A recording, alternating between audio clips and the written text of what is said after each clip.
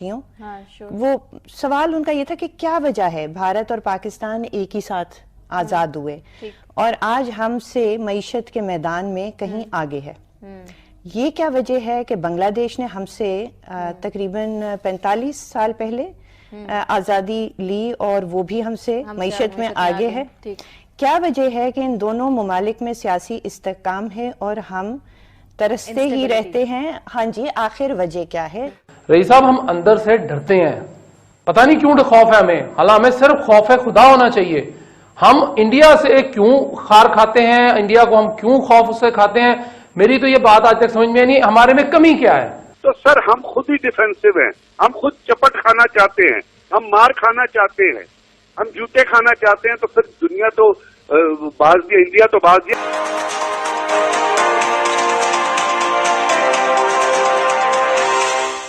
नमस्कार दोस्तों, TNS news में आपका स्वागत है।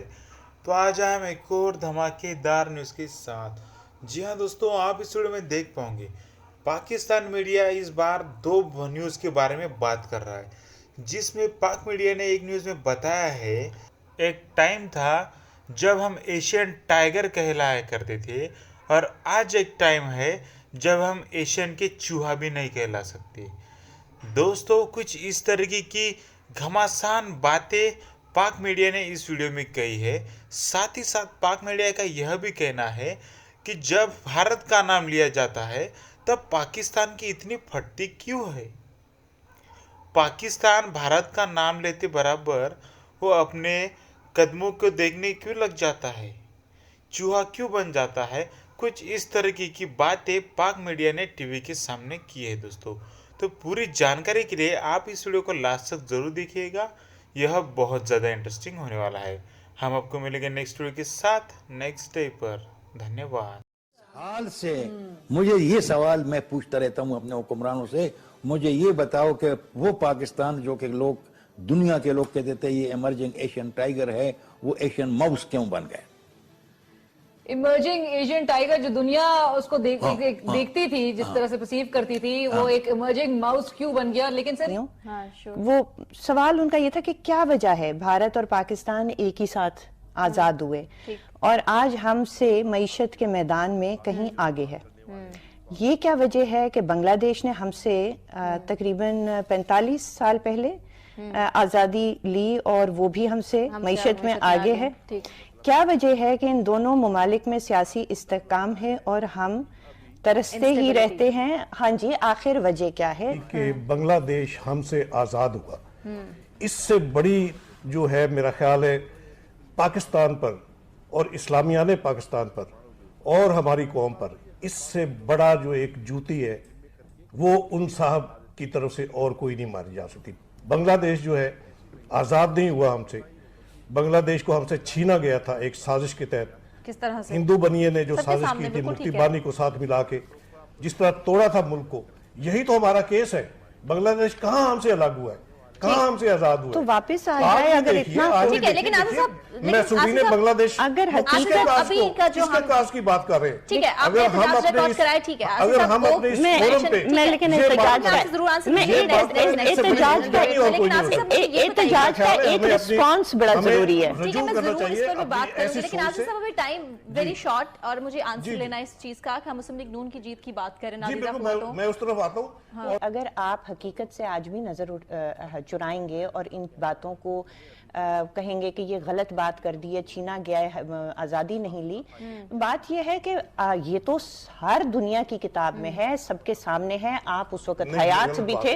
देखिए कि किसी किताब में ये बात नहीं कि बांग्लादेश ने हमसे पाकिस्तान आर्मी बंगालियों के ऊपर चढ़ दौड़ी थी क्योंकि उनका मैंडेट कबूल नहीं किया जा रहा था। उन्होंने आजादी ली और अगर वो छीने होते, आजादी इंडिया की मदद से लिए, जिसे हमने आजादी भाई जिस मर्जी की मदद से ले। बात ये है कि अगर वो छीने गए होते जबरदस्ती और उन्होंने आजादी ना ली होती तो 45 साल गुजर गए हैं, वो वापस आपके साथ आप बात नहीं करने दे रहे। बंगू बंधु का क्या है? मुझे पॉइंट पे रहने दीजिए, मुझे सवाल पर एक जुमला, अगर वो आजाद और खुश नहीं है तो क्या वो पाकिस्तान में वापस क्यों नहीं आए 45 साल? ठीक है गुल, आपका पॉइंट भी क्लियर है। ठीक है आसिफ साहब, मुझे मौका दीजिए कि मैं आगे भी शुभ साहब हम बात कर रहे हैं नवाज शरीफ। यहाँ के चीफ जस्टिस का अगर वहां कोई एग्जांपल दे दे तो वो चीफ जस्टिस को बाहर निकाल कर देते हैं। वो इतनी वो ये इस हम नेक्स्ट प्रोग्राम्स में इस पे बहस करेंगे ना गुल, हम इस नेक्स्ट प्रोग्राम्स में इस पर बात करेंगे, लेकिन अभी हम टू द पॉइंट बात करें मेरे ख्याल से।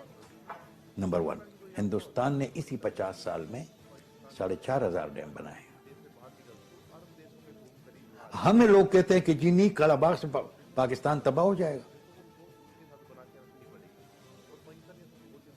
ये मुझे बता दें कि ये पाकिस्तान से अगर एक से पाकिस्तान को नुकसान पहुंचने का खदशा है तो 22,000 से तो हिंदुस्तान तो बहुत ही खतरा होगा ना वो तो खत्म होना चाहिए था। एब्सोल्युटली, हाँ, वो तो खत्म होना चाहिए था।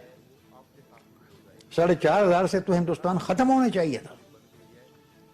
नहीं, लेकिन ये उनको वो ये बात सुनते हैं, हमारे रूलर यही बात सुनते हैं कि जी वो नहीं मान रहे। भाई तुम हुकूमत किस लिए हो? तुमने हुकूमत ये इसके लिए करनी है कि तुम सिर्फ नोट छापते रहो, नोट छापने के लिए। This is the problem. Raees साहब, हम अंदर से डरते हैं, पता नहीं क्यों खौफ है हमें। हालांकि हमें सिर्फ खौफ है खुदा होना चाहिए। हम इंडिया से क्यों खार खाते हैं, इंडिया को हम क्यों खौफ से खाते हैं, मेरी तो ये बात आज तक समझ में नहीं। हमारे में कमी क्या है? तो सर हम खुद ही डिफेंसिव हैं, हम खुद चपट खाना चाहते हैं, हम मार खाना चाहते हैं, हम जूते खाना चाहते हैं। तो फिर दुनिया तो बाज दिया, इंडिया तो बाज दिया। ये है कि भारत कब हमारा दोस्त था? हमने कब कहा? ये किसने कहा कि जी हमारा वो दोस्त है? 1971 मेरी तो पैदाइश का साल है, लेकिन सबको पता है कि उस वक्त हुआ क्या। एक तो मैं पैदा हो गया, उसके बाद एक नया पाकिस्तान वहां पे उधर चला गया, बांग्लादेश के नाम से वो चला गया, खत्म हो गया। उसमें क्या हमारे लिए सबक काफी नहीं था कि हमने क्या किया? नया पाकिस्तान और बांग्लादेश, ये कोई इस्तेलाह नहीं, मैं और पाकिस्तान, वो मैं 71 की बात कर रहा हूं। अच्छा, उसमें क्या इंडिया का किरदार हमारे हक में था? 71 में उन्होंने किया, कश्मीर के ऊपर उन्होंने अपना जितने भी आर्टिकल थे, आपने क्या कर लिया? आपने तो जुमे वाले दिन खड़े होना था रजी साहब, मेरे समेत। हमने क्या, मैंने और आपने अपनी जिम्मेदारी निभाई। प्रोफेसर साहब तो चलो ठीक है, कोई मसला नहीं, उनके थोड़ा सा टांग का मसला, वो नहीं हो सके। हम में से कितने लोगों ने ये जिम्मेदारी निभाई है? रजी साहब, हम अंदर से डरते हैं, पता नहीं क्यों खौफ है हमें। हालांकि हमें सिर्फ खौफ है खुदा होना चाहिए। हम इंडिया से क्यों खार खाते हैं, इंडिया को हम क्यों खौफ से खाते हैं, मेरी तो ये बात आज तक समझ में नहीं। हमारे में कमी क्या है? हम सिर्फ छोटा मुल्क है, उससे कमी है, आयोडीन की कमी। ठीक है, उसके साथ हमारी क्या, उनसे हमारे पास क्या टैलेंट नहीं है? ये जो 5th जनरेशन वॉर आप कह रहे हैं ना रईस साहब, हम उनसे बेहतर लड़ सकते हैं। हमारे पास वसाइल भी मौजूद हैं, सारा कुछ मौजूद है। 5वीं पुश्त की दोगली अबलागी जंग आपने और मैंने लड़नी है, रईस साहब, कोई मसला है। लेकिन अगर मेरी और आपकी जगह के ऊपर एक ऐसा बंदा आके बैठ जाए जिसकी तालीम FA हो और जिसका अबलागियात से कोई ताल्लुक ही ना हो, अबलागियात तो दो तरफा होता है ना जी, वो सिर्फ हुक्म देने का आदी हो, तो फिर ये 5वीं पुश्त की दोगली अबलागी जंग जो है, इसमें शिकस्त यकीनी है सर। रईस साहब, वो बिल्कुल दुरुस्त कह रहे हैं आप। देखें, उनके वहां पे मैक्सिमम पढ़े लिखे, अब ये जो ANI एजेंसी की आप बात करते हैं ना, जी, जी, ये 1971 को आप PhD करवा के ले आए, जिसे अमली जिंदगी का तजर्बा नहीं है, जिसने खुद हेडलाइन नहीं निकाली है सर। जी जी जी, रईस साहब, ये बात ठीक है आपकी। हाँ। लेकिन ANI की अगर मैं थोड़ी सी बैकग्राउंड आपको बता दूं कि वो बंदा जो प्रेम प्रकाश है, हाँ। उसका बैकग्राउंड यह है जी कि वो फोटो जर्नलिस्ट था रॉयटर्स।